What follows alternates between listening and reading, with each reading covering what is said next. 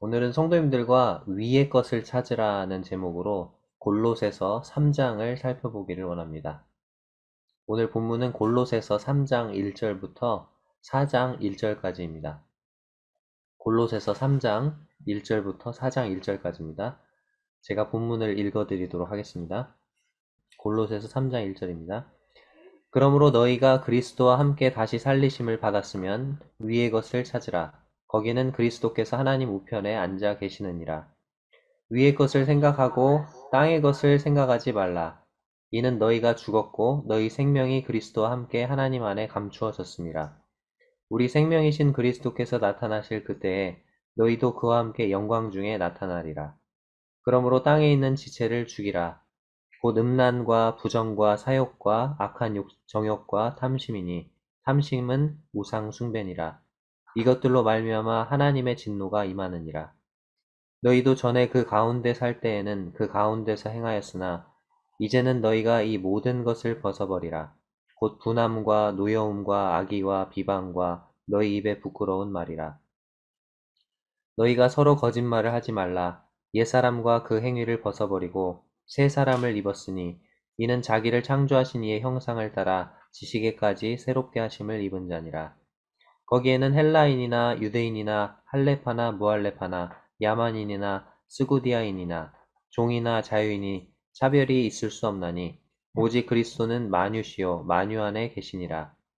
그러므로 너희는 하나님이 택하사 거룩하고 사랑받는 자처럼 긍휼과 자비와 겸손과 온유와 오래 참음을 옷 입고 누가 누구에게 불만이 있거든 서로 용납하여 피차 용서하되 주께서 너희를 용서하신 것 같이 너희도 그리하고 이 모든 것 위에 사랑을 더하라. 이는 온전하게 매는 띠니라. 그리스도의 평강이 너희 마음을 주장하게 하라. 너희는 평강을 위하여 한 몸으로 부르심을 받았나니 너희는 또한 감사하는 자가 되라. 그리스도의 말씀이 너희 속에 풍성히 거하여 모든 지혜로 피차 가르치며 권면하고 시와 찬송과 신령한 노래를 부르며 감사하는 마음으로 하나님을 찬양하고 또 무엇을 하든지 말에나 일에나 다 주 예수의 이름으로 하고 그를 힘입어 하나님 아버지께 감사하라. 아내들아 남편에게 복종하라. 이는 주 안에서 마땅하니라. 남편들아 아내를 사랑하며 괴롭게 하지 말라. 자녀들아 모든 일에 부모에게 순종하라. 이는 주 안에서 기쁘게 하는 것이니라. 아비들아 너희 자녀를 노엽게 하지 말지니 낙심할까 함이라. 종들아 모든 일에 육신의 상전들에게 순종하되 사람을 기쁘게 하는 자와 같이 눈가림만 하지 말고 오직 주를 두려워하여 성실한 마음으로 하라. 무슨 일을 하든지 마음을 다하여 주께 하듯 하고 사람에게 하듯 하지 말라. 이는 기업의 상을 주께 받을 줄 아나니 너희는 주 그리스도를 섬기느니라.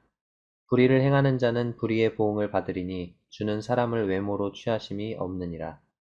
상전들아 의와 공평을 종들에게 베풀지니 너희에게도 하늘에 상전이 계심을 알지어다.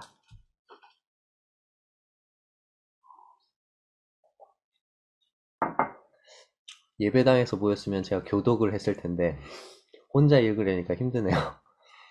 어, 오늘 본문의 제목이 위의 것을 찾으라인데요. 이 본문은 세 단락으로 나눠집니다. 먼저 1절에서 4절까지 위의 것을 찾는 삶을 살아야 하는 이유에 대해서 말씀하고 있습니다. 그리고 5절에서 17절까지 두 번째 단락은 위의 것을 찾는 삶을 산다는 것의 의미에 대해서 말씀하고 있습니다. 그리고 3장 18절에서 4장 1절까지는 위의 것을 찾는 사람의 인간관계에 대해서 말씀하고 있어요. 자, 다시 한번 정리해드립니다. 먼저 첫 번째 단락은 1절에서 4절까지 위의 것을 찾는 삶을 살아야 하는 이유, 그리고 5절에서 17절까지 위의 것을 찾는 삶을 사는 것의 의미, 그리고 18절에서 4장 1절까지 위의 것을 찾는 사람의 인간관계에 대해서 말씀하고 있습니다. 자, 그러면 먼저 첫 번째 단락인 위의 것을 찾는 삶을 살아야 하는 이유에 대해서 살펴보겠습니다. 1절에서 4절까지. 1절에서 4절을 이렇게 쭉 살펴보면 두 가지 명령이 나옵니다. 첫 번째 명령이 1절에 나오죠. 어떤 명령이 나옵니까? 위의 것을 찾으라. 이렇게 돼 있죠.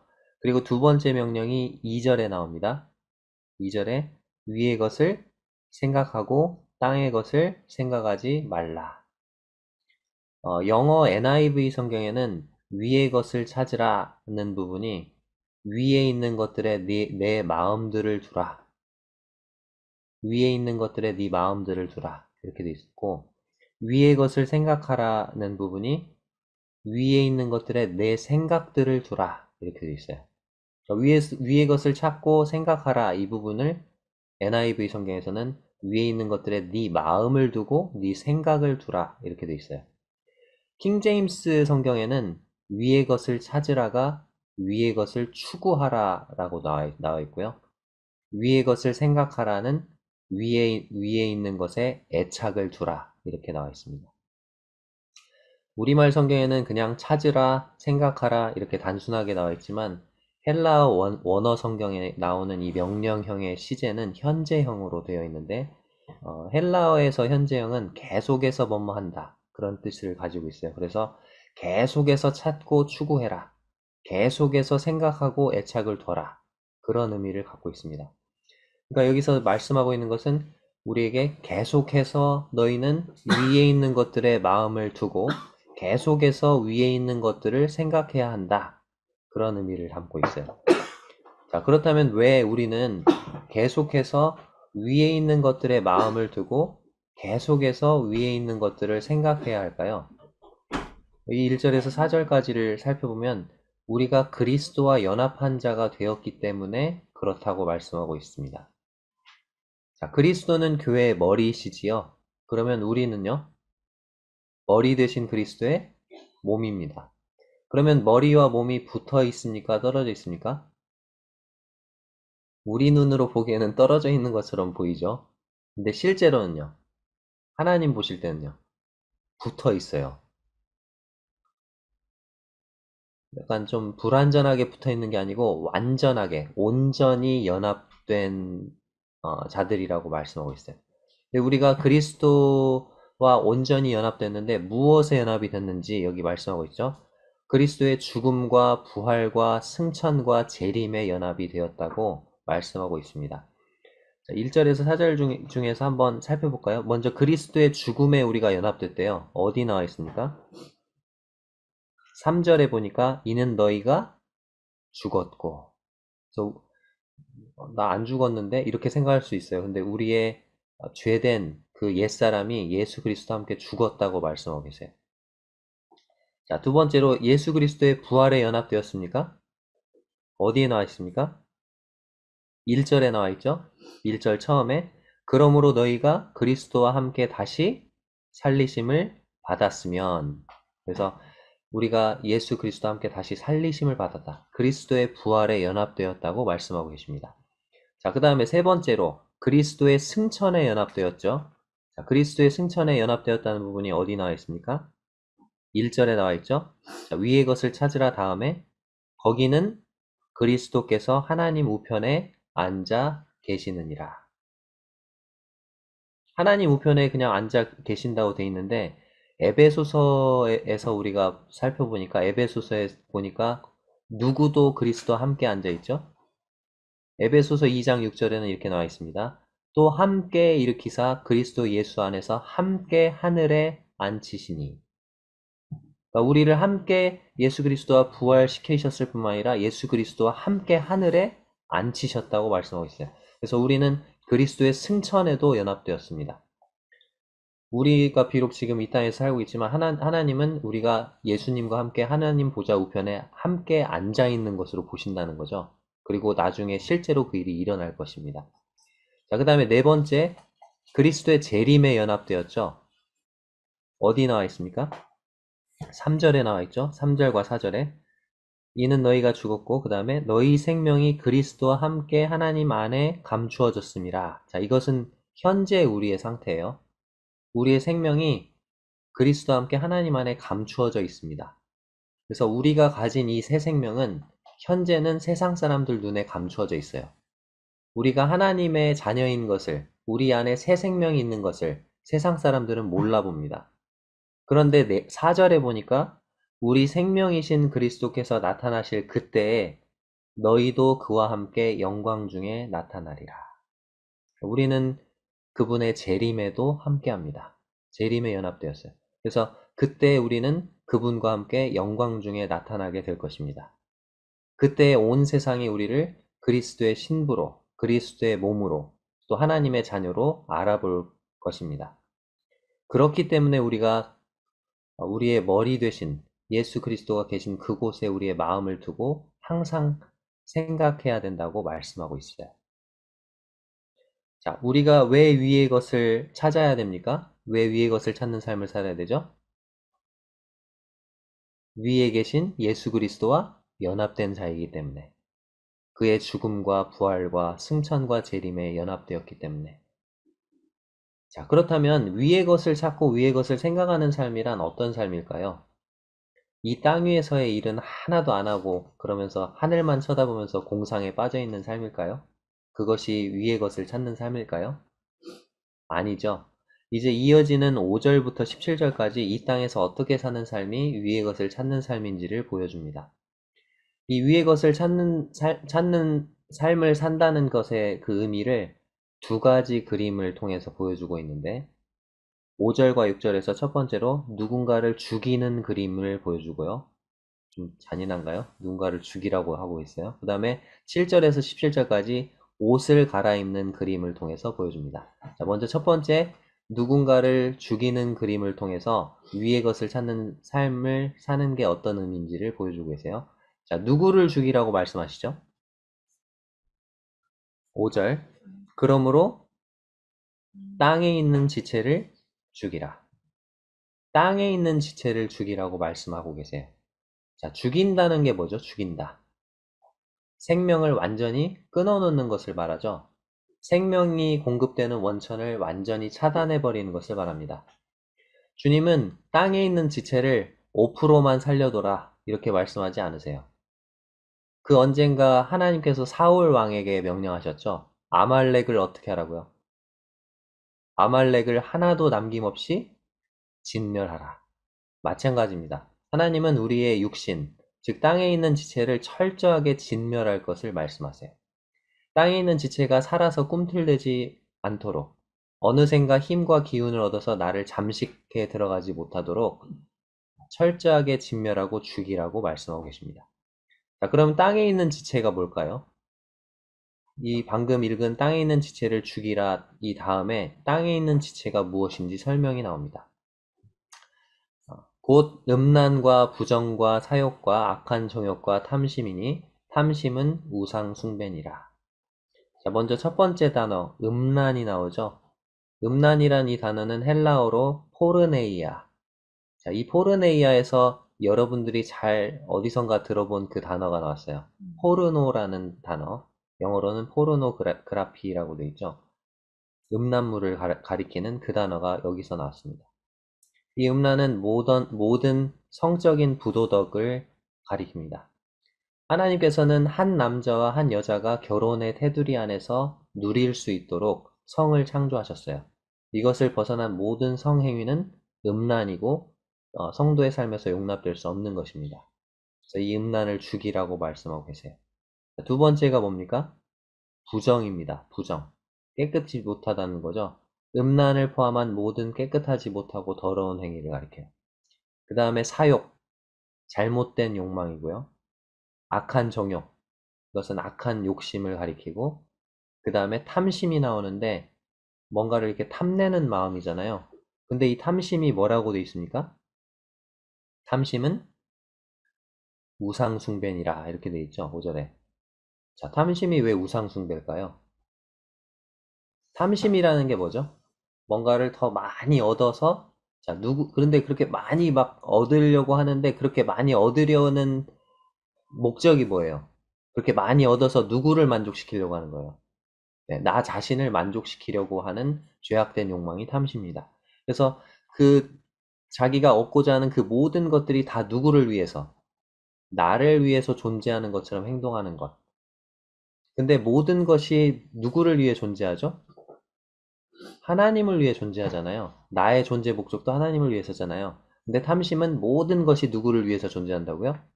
나를 위해서, 나를 만족시키기 위해서 존재하는 것처럼 행동하는 것. 그렇기 때문에 탐심은 우상숭배라고 말씀하고 계십니다. 6절과 7절 보겠습니다. 이것들로 말미암아 하나님의 진노가 임하느니라. 너희도 전에 그 가운데 살 때는 그 가운데서 행하였으나.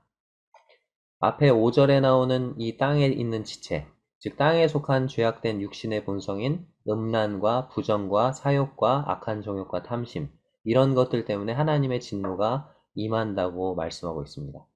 그리고 여기 보니까 너희도, 골로새 성도들도 전에는 이와 같은 것들 가운데 살면서 그 가운데 행했다고 말하고 있어요. 우리도 마찬가지죠. 구원받기 전에는 죄악된 본성을 따라 살았습니다. 그런데 8절에서 뭐라고 말씀하고 계십니까? 그러나 이제는 너희가 이 모든 것을 어떻게 하라고요? 벗어버리라. 자, 이제 위의 것을 찾는 삶이 어떤 삶인지 두 번째 그림을 보여주고 있어요. 자, 그것은 뭐냐면 옷을 갈아입는 것입니다. 위의 것을 찾는, 위의 것을 찾는 삶은 옷을 갈아입는 것과 같다는 거예요. 근데 어떤 옷을 갈아입느냐? 더러운 옷을 벗고 새 옷을 입는 것입니다.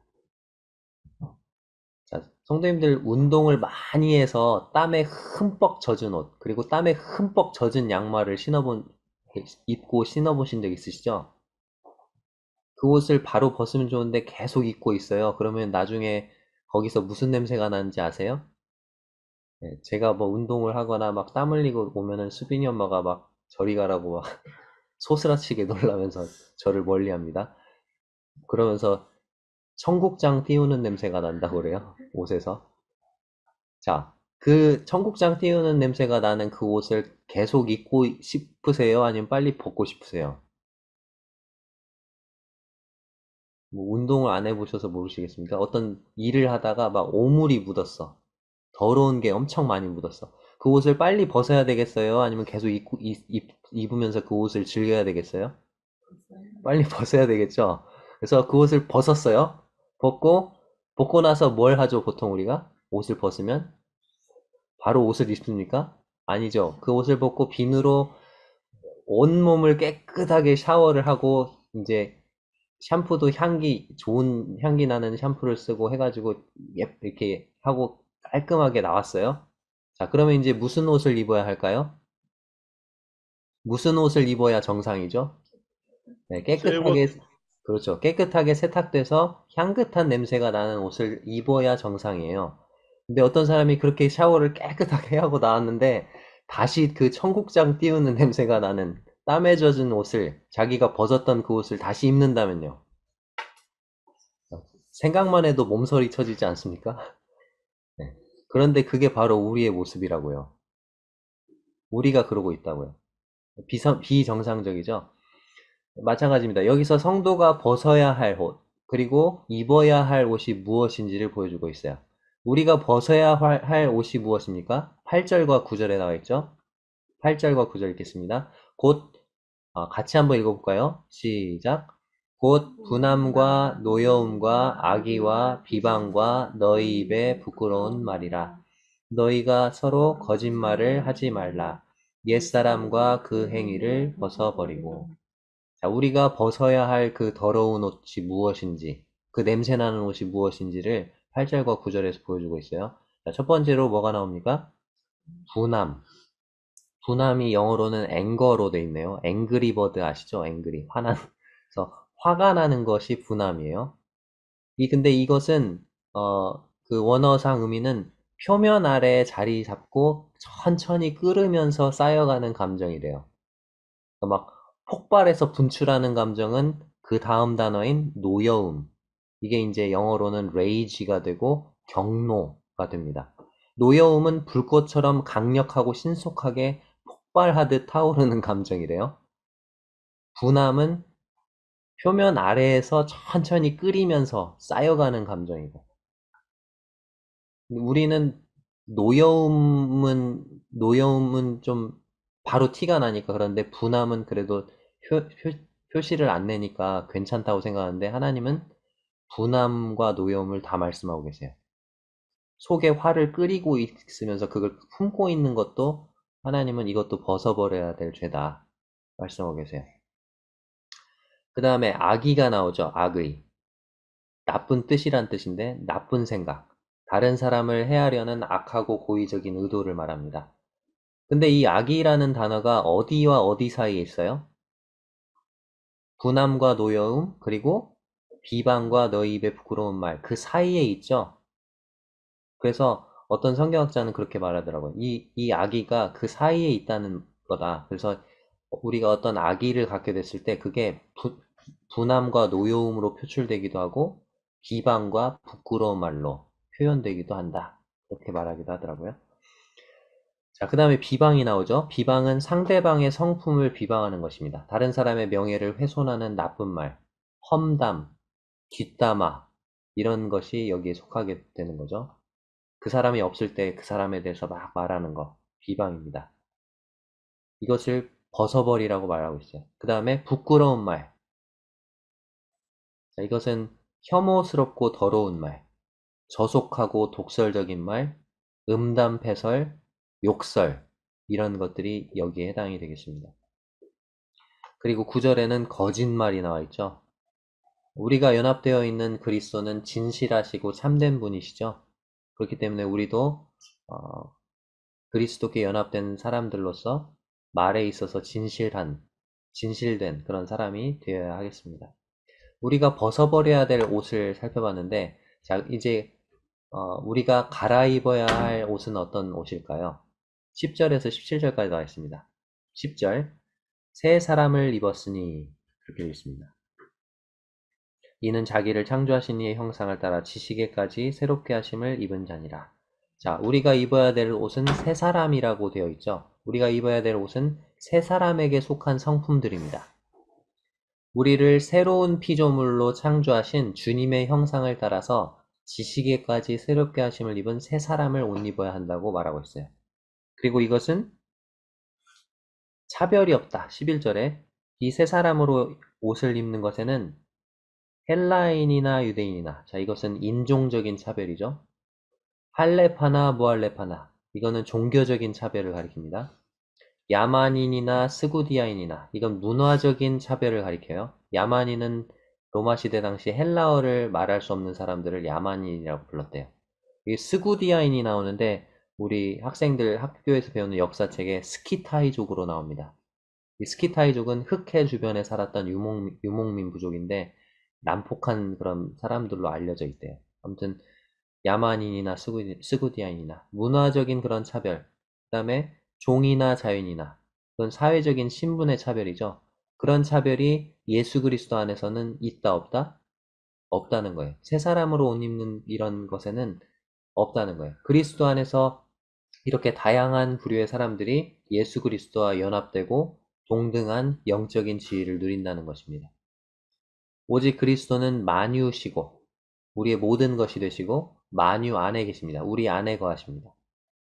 자, 그렇다면 새 사람으로 옷 입는다는 게 무슨 뜻일까요? 새 사람을 옷 입어라 이렇게 10절에서 말했는데 좀 막연한 것 같잖아요. 그래서 구체적으로 새 사람으로 옷 입는 것이 무엇인지 하나하나 차근차근 설명해 주고 계십니다. 12절 보겠습니다. 그러므로 너희는 하나님이 택하사 거룩하고 사랑받는 자처럼, 우리의 신분을 말하고 있죠. 먼저 우리는 하나님의 택함을 받은 자들입니다. 세상에 나보다 나은 사람이 얼마나 많은데 하나님은 어찌 나 같은 사람을 택하셨을까요? 그리고 거룩하고, 어찌 나 같은 부정한 사람을 택하셔서 하나님을 위해 거룩하게 구별된 자로 삼으셨는지 모르겠어요. 사랑받는 자처럼 이렇게 되어 있는데 어찌하여 나 같은 사람을 사랑하셨는지. 우리가 하나님 앞에 받을 수 없고 할 수 없는 그런 신분인데 이렇게 우리를 높여주셨어요. 이제 우리가 입어야 될 그 새 사람이라는 옷이 무엇인지 하나하나 보여줍니다. 12절, 13절. 긍휼과 자비와 겸손과 온유와 오래 참음을 옷 입고 누가 누구에게 불만이 있거든 서로 용납하여 피차 용서하되 주께서 너희를 용서하신 것 같이 너희도 그리하고. 자, 먼저 우리가 입어야 될 그 세 사람의 옷이 무엇인지 첫 번째가 나오죠. 세 사람의 성품. 첫 번째는 긍휼입니다. 긍휼은 고통을 당하거나 가난한 사람들에게 마음으로부터 우러나오는 공감, 동정심을 말해요. 그 다음에 자비가 나오죠. 자비. 선행을 통해서 상대방의 필요를 채워주고자 하는 친절한 마음, 그리고 그를 도와주려는 그런 마음이 자비입니다. 그 다음이 겸손이 나오죠. 무조건 자기를 깎아내리려는 그런 거짓 겸손이 아니라 교만과 독단이 없는 그런 마음 자세. 자신에 대한 올바른 평가가 겸손입니다. 그 다음에 온유가 나오죠. 온유는 부드러움, 친절함, 통제 가능한 능력. 어떤 성경교사는 통제 가능한 능력이다 이렇게 돼 있는데, 누가 이렇게 건드려요 나를, 그러면 바로 우린 반응하잖아요. 근데 그렇게 반응하지 않을 수 있는, 그것을 참고 견딜 수 있는 그런 힘, 그게 온유다. 오래 참음이 나오죠. 공평하지 못한 일이나 상처를 받을 때 복수하거나 안갚음을 하지 않고 견디는 능력, 이게 오래 참음이라고 나와 있습니다. 그 다음에 용납, 남의 잘못이나 입장, 형편을 너그러이 받아들이는 것이 용납이래요. 그 다음에 용서, 지은 죄나 잘못에 대해서 꾸짖거나 벌을 주지 않고 너그럽게 봐주는 것. 자, 여기 13절 보니까 누가 누구에게 불만이 있거든 어떻게 하라고 말씀하고 계십니까? 불만이 있으면 불만을 터뜨려라 이렇게 말합니까? 야, 불만 있으면 불만 터뜨려 좀, 이렇게 말하고 계십니까? 세상은 그렇게 말하죠. 야, 네가 불만 있으면 불만을 터뜨려야지 그 상대방도 너를 무시하는 거야 뭐 그러잖아요. 세상은 그렇게 말해요. 근데 하나님은 불만이 있으면 불만을 터뜨려라 그렇게 말씀하지 않으세요. 불만이 있을 때 어떻게 하라고요? 서로 용납해 주래요. 그리고 피차 용서해 주래요. 근데 용서를 하는데 얼마만큼 용서하래요? 주께서 너희를 용서하신 것 같이 너희도 그리하라. 주님이 이렇게 말씀하신 거예요. 내가 너를 용서해 준 것만큼 너도 저 형제를, 그리고 저 자매를 용서해 줘야 된다. 만약에 용서를 안 하면요? 나는 주님께 용서를 받았는데 나는 저 형제나 저 자매를 용서 안 해주면요? 1만 달란트 탕감받고 100데나리온 빚진 친구를 멱살을 잡고 옥에 가뒀던 그 사람 기억나시죠? 내가 바로 그 사람이 되는 거예요. 1만 달란트가 얼마고 100데나리온이 얼마죠? 제가 저번에 한번 말씀드렸는데 또 기억이 잘 안 나시죠? 우리 머릿속엔 지우개가 있어서 잘 기억이 안 납니다. 자, 100데나리온은, 자, 1데나리온이 노동자 하루 품삯이에요. 약 10만 원으로 치고 100데나리온이면 100일 동안 품삯이니까 100일 곱하기 10만 원 하면 얼마입니까? 약 1000만 원이 됩니다. 100데나리온이 1000만 원이에요. 친구가 1000만 원 빚졌어. 근데 안 갚아. 화가 날 만도 하죠. 멱살 잡을 만 해요. 근데 이 사람이 기억해야 될 건 내가 얼마나 탕감받았냐예요. 자, 근데 1만 달란트 상감받았거든요. 자, 1 달란트는 6천 데나리온입니다. 1 데나리온이 6천 데나리온. 자, 그럼 1만 달란트는요? 1만 달란트는 6천만 데나리온이겠죠. 자, 그러면 계산해보면 6천만 곱하기 10만 원. 그러면 6조 원이 됩니다. 자, 1만 달란트 탕감받은 사람 얼마 탕감받았다고요? 우리나라 돈으로 6조 원을 탕감받았어요. 그게 주님이 우리의 죄를 탕감해 주신 크기입니다. 6조 원 탕감받았는데 얼마 나한테 빚진 사람 멱살 잡았다고요? 1000만 원. 그러면 돼요, 안 돼요? 안 돼요. 이렇게 말씀하시는데 실제 삶에서는 안 그러시잖아요. 용서 안 해주시잖아요. 계속 내가 기억은 한다. 내가 용서는 안 하지만 기억은 해두마 뭐 이러고 그러시잖아요. 그러면 안 된다고요. 14절, 이 모든 것 위에 사랑을 더하라. 이는 온전하게 매는 띠니라.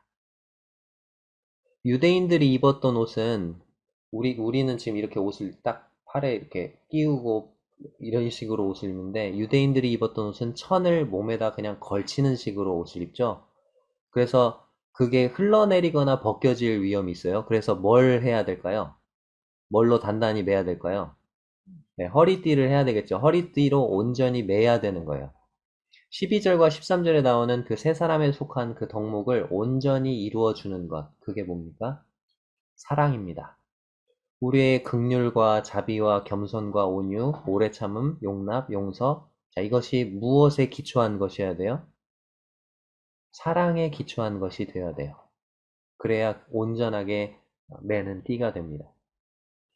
그리고 성도들이 입어야 할 옷들이 더 나와요. 15절부터 보면은 15절 그리스도의 평강이 너희 마음을 주장하게 하라. 너희는 평강을 위하여 한 몸으로 부르심을 받아나니 너희는 또한 감사하는 자가 되라. 자, 여기 보니까 평강이 나오죠. 자, 평강은 좀 말이 어려운데 쉽게 말하면 평안 또는 평화가 됩니다. 근데 여기 보니까 너희가 평강을 위하여 한 몸으로 부르심을 받았대요. 한 몸을 강조하고 있죠. 자, 그러면 이 평강을 어떻게 번역하는 게 좀 더 쉽게 다가올까요? 한 몸. 그러니까 이건 평화로 생각하는 것이 더 이 문맥상 맞는 것 같아요. 평화의 반대말이 뭐죠? 전쟁, 분열, 다툼이죠. 자, 성도들은 분열하고 다투기 위해서 한 몸으로 부르심 받은 게 아닙니다. 평강, 즉 평화를 위해서 한 몸으로 부르심을 받았어요. 그렇기 때문에 우리는 그리스도의 한 몸으로서 조화를 이루고 성도들 간의 평화를 유지해야 돼요. 분열과 다툼이 있어서는 안 된다는 거죠. 서로 양보하고 서로를 존중하고 그러면서 평화를 유지해야 된다 말씀하고 계십니다. 그 다음에 너희는 또한 감사하는 자가 되라. 감사가 나오죠. 우리가 입어야 될 또 다른 옷, 감사. 근데 감사하는 자가 되기 위해서 우리에게 필요한 것이 16절에 나와요. 16절, 17절. 자, 맨 처음에 감사하는 자가 되기 위해 우리에게 필요한 게 뭐냐면 그리스도의 말씀이 너희 속에 풍성히 거하여. 그 다음에 이제 나오는 부분을 보면 모든 지혜로 피차 가르치며 권면하고 시와 찬송과 신령한 노래를 부르며 감사하는 마음으로 하나님을 찬양하고 하면서 쭉 나오는 부분이 어디서 많이 본 것 같지 않으세요? 에베소서 5장에 나와 있는 내용하고 너무 비슷하죠. 에베소서하고는 되게 비슷한데 이 그리스도의 말씀이 너희 속에 풍성히 거하여 라는 부분이 다른 말로 돼 있어요. 에베소서는. 한번 찾아볼까요? 잠깐 앞을 넘기셔서 에베소서 5장 18절입니다. 에베소서 강의할 때 잠깐 언급 드리긴 했었는데 또 기억이 안 나실 수 있으니까 에베소서 5장 18절 술 취하지 말라 이는 방탕한 것이니 그 다음에 뭐라고 나왔습니까? 오직 성령으로 충만함을 받으라 한 다음에 어디서 많이 본 구절이 또 나와요. 19절부터 보면 에베소서 5장 19절 시와 찬송과 신령한 노래들로 서로 화답하며 너의 마음으로 주께 노래하며 찬송하며 범사에 우리 주 예수 그리스도의 이름으로 항상 아버지 하나님께 감사하며 그리스도를 경향으로 피차 복종하라. 그러면서 골로새서하고 되게 비슷하죠. 그런데 이 에베소서에는 성령으로 충만함을 받으라 이렇게 나와 있는데 다시 본문으로 돌아와서 골로새서 3장 16절에는 뭐라고 나와 있어요? 시와 찬송과 신령한 노래를 부르며 그 부분 시작하기 전에 골로새서 3장 16절에는 뭐가 나옵니까? 그리스도의 말씀이 너희 속에 풍성히 거하여. 이 부분이 아까 에베소서에서는 성령의 충만을 받으라고 돼 있고 골로새서에는 뭘로 나와 있어요? 그리스도의 말씀이 너희 속에 풍성히 거하여. 자, 그러면 그걸 비교해 봤을 때 우리가 알 수 있는 건 뭡니까? 성령의 충만을 받기 위해서는 무엇이 우리 속에 풍성히 거해야 될까요? 네, 그리스도의 말씀이 우리 속에 풍성히 거해야 된다는 거죠. 성령으로 충만한 삶은 성령의 통제를 받는 삶이에요. 근데 성령님이 우리를 무엇으로 통제하시며 다스리실까요? 우리 마음속에 채워져 있는 그리스도의 말씀으로 우리를 통제하고 다스리시고 인도하십니다. 따라서 그리스도의 말씀을 우리 속에 풍성히 채우는 일은 성령 충만한 삶을 살기 위한 매우 중요한 요건이 됩니다. 자, 그러면 그리스도의 말씀이 우리 속에 풍성히 거할 때 어떤 일이 일어날까요? 자, 먼저 첫 번째로 모든 지혜로 피차 가르치며 권면하게 됩니다. 성도들이 깨달은 말씀들을 서로 나누고 피차 가르쳐요. 그리고 그 말씀에 따라서 권면하게 되죠. 그 다음에 두 번째, 말씀이 우리 속에 풍성히 거할 때 어떤 일이 일어납니까? 시와 찬송과 신령한 노래를 부르며 감사하는 마음으로 하나님을 찬양하게 됩니다. 우리 마음이 말씀으로 채워지고 말씀으로 뜨거워질 때 우리 가운데 찬양이 넘치게 되죠. 어떤 성도의 삶이 찬양으로 가득 차 있다. 그렇다면 그 성도의 마음속에는 무엇이 풍성히 거하고 있을 가능성이 높을까요? 그리스도의 말씀이 풍성히 거하고 있을 가능성이 높습니다. 자, 그리고 말씀이 풍성히 거할 때 어떤 일이 또 일어납니까? 세 번째로, 또 무엇을 하든지 말에나 일에나 다 주 예수의 이름으로 하고. 그리스도의 말씀이 우리 속에 풍성히 거할 때 우리는 무슨 말을 하든지 무슨 일을 하든지 함부로 하지 않게 돼요. 내가 하는 말과 행동이 주 예수의 이름에 직결된다는 것을 인식하게 되고 주 예수님이 말씀하시듯 말하고 주 예수님이 행동하시듯 행하게 됩니다. 그 다음에 네 번째로 그를 힘입어 하나님 아버지께 감사하게 됩니다. 그리스도의 말씀이 우리 속에 풍성히 거하는 사람은 그의 삶 속에 감사가 넘치죠. 환경과 상황에 상관없이 그는 언제든지 예수 그리스도를 힘입어 하나님 아버지께 감사할 제목들을 찾을 수가 있는 것입니다. 자, 이제 마지막 단락으로 넘어가겠습니다. 위의 것을 찾는 사람의 인간관계. 위의 것을 찾는 사람의 인간관계의 모습은 어떠할까요? 18절부터 4장 1절까지 나와 있습니다.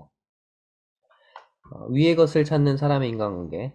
여기에 나오는 이 인간관계는 이 서신이 기록되던 로마 시대 당시 가정에서 볼 수 있는 인간관계예요. 여기에는 부부관계, 부자관계, 주종관계가 있는데 당시에는 노예도 로마 시대에는 그 노예도 가정에 포함되어 있었기 때문에 이 주종관계도 가정에 포함이 되겠죠. 오늘날에는 주종관계가 직장에서의 그런 고용주와 피고용인의 관계에 해당될 것입니다. 여기에 나오는 인간관계는 에베소서 5장과 6장에서 살펴봤던 인간관계와 똑같은 내용을 다루고 있어요. 어디서 많이 들어봤는데 이런 생각이 드실 거예요. 읽다 보면. 근데 한 가지 다른 점이 있다면 에베소서 5장과 6장에서 매우 강조했던 인간관계와 여기 골로새서 3장에서 강조하고 있는 그 인간관계가 다르다는 거예요. 에베소서 5장과 6장에서는 어떤 인간관계를 강조했을까요? 강조하는 관계에 엄청난 구절을 할애를 하죠. 길이가 달라요. 어떤 인간관계를 강조했을까요? 에베소서에서는. 부부관계일까요? 부자관계일까요? 주종관계일까요? 부부관계입니다. 부부관계. 에베소서에서는 남편과 아내의 관계, 부부관계에 총 12절을 할애를 하고 있어요. 12구절이나. 아내에게는 구절 3개, 3개의 구절을, 남편에게는 9절을 할애하고 있어요. 남편에게 복종하라, 교회가 그리스도에게 하듯 복종하라 하면서 이렇게 구절을 3개 하고 남편에게는 거기에 3배에 해당하는 책임을 주시죠. 그러면서 구절을 할애를 하고 있어요. 그런데 여기 에베소서는 어떻습니까? 아내에게 몇 절 할애하고 있어요? 18절 딱 한 절이죠. 남편에게는요. 19절 딱 한 절이에요. 아내에게 1절, 남편에게 1절만 할애해요. 자, 부자 관계도 보세요. 자녀들에게 몇 절 할애하고 있어요? 자녀들 20절에 한 절 할애하고 있죠? 아비들에게는요.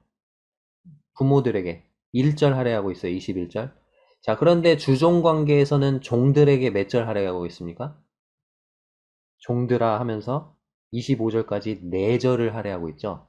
상전들에게는요. 4장 1절에 한 절을 할애합니다.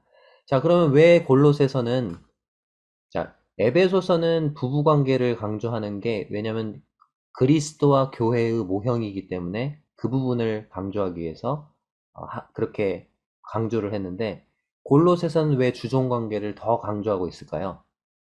성도님들 골로새서와 함께 골로새 교회에 보내졌던 편지가 무엇인지 기억하십니까?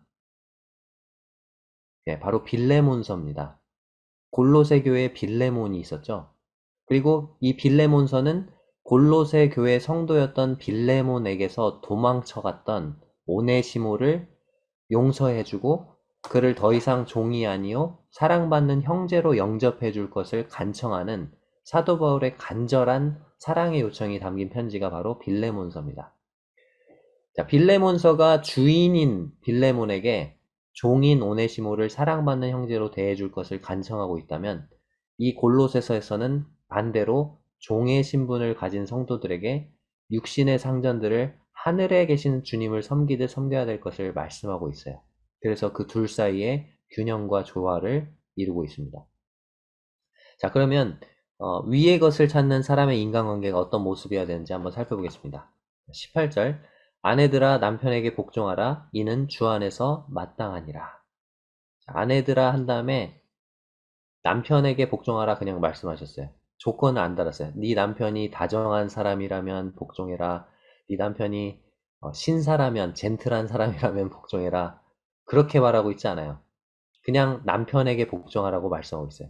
남편이 누구냐에 따라서 나의 행동의 기준이 달라지지 않죠. 남편이 누구냐와 상관없이 남편에게 복종하라고 말씀하고 계세요. 왜요? 그것이 주 안에서 마땅하기 때문에. 이것은 우열의 문제가 아니에요. 주님도 하나님과 동등한 분이시지만 죽기까지 복종하셨죠. 이거 우열의 문제가 아니에요. 질서의 문제예요. 하나님은 가정의 지도력으로 남자를 세우셨고 그것이 하나님이 정하신 질서입니다. 19절, 남편들아 아내를 사랑하며 괴롭게 하지 말라.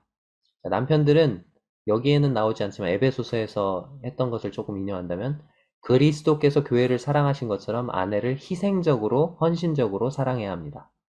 여기 괴롭게 하지 말라는 말이 영어 성경에는 아내들에게 가혹하게 대하지 말라 이렇게 나와 있어요. 남편에게 권위를 부여하신 건 사실이지만 남편은 자신의 권위를 이용해서 아내에게 무거운 짐을 지우거나 아내를 가혹하게 대해서는 안 됩니다. 남편이 온유한 사랑으로 아내를 사랑할 때 아내는 자발적으로 남편의 지도력에 순종하게 될 것입니다. 20절 보겠습니다. 자녀들아 모든 일에 부모에게 순종하라. 이는 주 안에서 기쁘게 하는 것이니라. 여기에 지금 이 줌으로 말씀을 듣고 있는 분들 중에는 자녀들이 계시죠? 자녀들이요. 무슨 일에 부모에게 순종하라고 했습니까? 내 마음에 들고 내키는 일에 부모에게 순종하라 이랬습니까? 어떤 일에 부모에게 순종하라고요? 네, 모든 일에 부모에게 순종하래요. 모든 일에. 그것이 주님을 기쁘게 해드리는 일이래요. 에베소서에서는 단서를 달죠. 주 안에서 부모에게 순종하라. 그것이 주님의 명령에 배치되는 게 아니라면요. 그렇다면 부모의 뜻에 순종해야 됩니다. 그리고 모든 일에 부모에게 순종하라고 말씀하고 계세요. 21절입니다. 아비들아 너희 자녀를 노엽게 하지 말지니 낙심할까 함이라. 부모들에게 하는 말, 특별히 여기서는 아비들을 꼬집어서 말씀하고 계시는데, 아버지가 좀 자녀를 노엽게 하는 경우가 많은가 봐요. 자, 아비들은 또 어머니들도 포함이 되겠죠. 자녀를 노엽게 해서는 안 된다고 말하고 있습니다. 언제 자녀들은 노여울까요? 노여웠게 될까요? 자녀들의 말에 귀 기울여 들어주지 않을 때, 그들을 이해해주지 않을 때, 다른 아이들과 비교할 때, 그들의 잘못이나 실수에 대해서 비웃거나 비꼬는 말을 할 때, 그들을 하나의 인격체로 대해주지 않을 때 노여움을 갖게 됩니다. 그리고 낙심하게 되죠. 그렇게 하지 말라는 거예요. 22절입니다. 종들아 모든 일에 육신의 상전들에게 순종하되 사람을 기쁘게 하는 자와 같이 눈가림만 하지 말고 오직 주를 두려워하여 성실한 마음으로 하라. 눈가림이 뭐죠? 눈가림? 세상의 종들은 눈가림을 합니다. 눈가림이 뭐냐? 주인이 볼 때는 열심히 막 일을 하는 것 같아요. 근데 안 볼 때는요. 주인이 안 볼 때는 네, 빈둥거리는 거죠. 그게 눈가림입니다. 근데 위의 것을 찾는 그리스도인은요.